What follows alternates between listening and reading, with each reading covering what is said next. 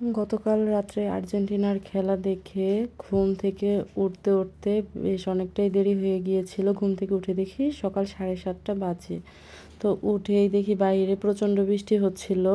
কালকেও সারাদিনই বৃষ্টি ছিল, তো সারা রাতও বৃষ্টি হয়েছে, সকালেও বৃষ্টি থামেনি, যেভাবে নামার সেভাবেই নামছিল।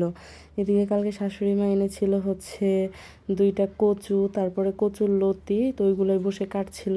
আজকে হচ্ছে ছানার রসা রান্না করব, এই জন্য গতকালকে সন্ধ্যার পরে হচ্ছে দুধ দিয়ে আর কি ছানা বানাতে গিয়ে লেবু দিয়ে হচ্ছে ছানা কাটতে যাব, ঠিক তখনই বটি দিয়ে হচ্ছে হাতটা কেটে যায়। আর এখন কাজ করতে এত অসুবিধা হচ্ছে কি বলবো।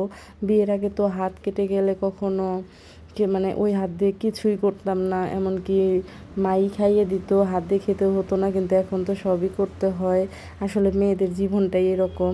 তো এদিকে হচ্ছে এক চুলায় কচু সিদ্ধ করতে দিয়েছিলাম, তো কচু সিদ্ধ করা হয়ে গিয়েছে। আর এখানে হচ্ছে ছানার রসা রান্না করছি। প্রথমে ছানাগুলোকে ভেজে নিয়েছিলাম একটু হলুদ আর লবণ দিয়ে।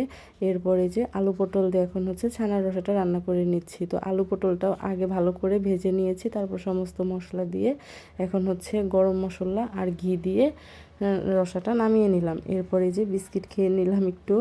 আর এখন হচ্ছে সুষমাও ঘুম থেকে উঠে গিয়েছে। সকালে আমরা সবাই মিলে আজকে নাস্তা করেছিলাম। এখন হচ্ছে মা ছেলে মিলে একটু আদর খাওয়া হচ্ছিল আর কি।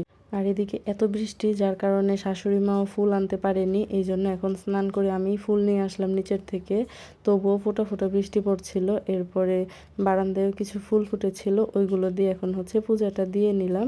পূজা দেওয়াও প্রায় কমপ্লিট হয়ে গিয়েছে। সুষমার বাবা গিয়েছে বাজারে, তো ও আসলে আবার হচ্ছে দুপুরের রান্নাটা করব, কারণ সকালে সম্পূর্ণ রান্না শেষ হয়নি।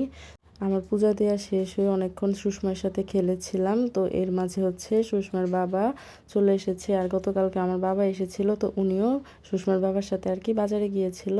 তারা বাসায় এসে পড়েছে, আর শাশুড়ি মা মাছ কাটতেও বসে পড়েছে। আর 2টা বড় সাইজের ইলিশ মাছ এনেছিল, সাথে বোয়াল মাছ আর মুরগি নিয়ে এসেছিল।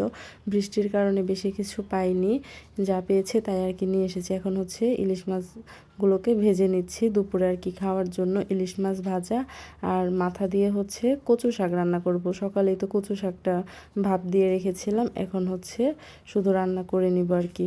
তো রান্না করাও প্রায় কমপ্লিট হয়ে গিয়েছে। আজকে বেশি কিছু রান্না করিনি, আম ডাল, ছানার রসা, কচু শাক আর হচ্ছে ইলিশ মাছ ভাজা। তো এই দিয়েই সবাই খুব ভালো মতো তৃপ্তি করে খেয়েছে। আর সবগুলো খাবারের টেস্টই এক কথায় খুবই অসাধারণ হয়েছিল খেতে।